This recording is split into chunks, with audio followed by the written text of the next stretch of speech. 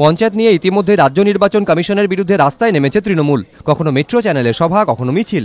নাম না করে কমিশনের বিরুদ্ধে সুর চড়িয়েছেন খোদ মমতা বন্দ্যোপাধ্যায়ও।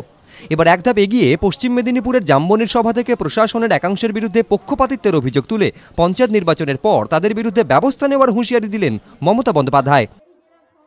আমরা 2 বছর ধরে চেষ্টা করছি পঞ্চায়েত নির্বাচন হোক, আমরা 2 বছর ধরে চেষ্টা করছি যাতে না হোক। কেন হয়?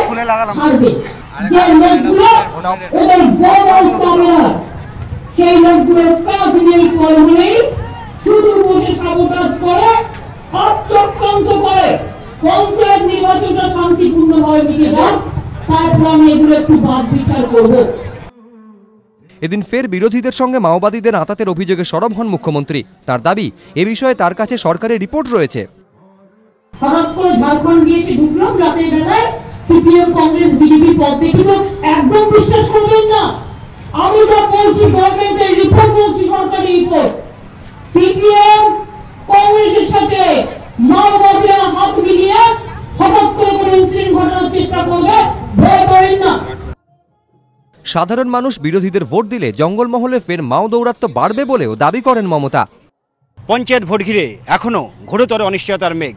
এই প্রেক্ষাপটে নির্ঘণ্ট অনুযায়ী পঞ্চায়েত ভোট করার দাবি জানালেন মমতা বন্দ্যোপাধ্যায়।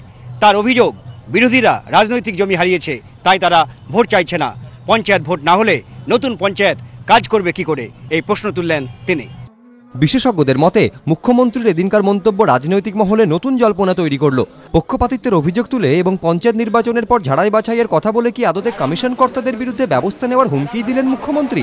এই প্রশ্নই এখন ঘুরপাক খাচ্ছে রাজনৈতিক মহলে। আশাবুল হোসেন, এবিপি আনন্দ, পশ্চিম মেদিনীপুর।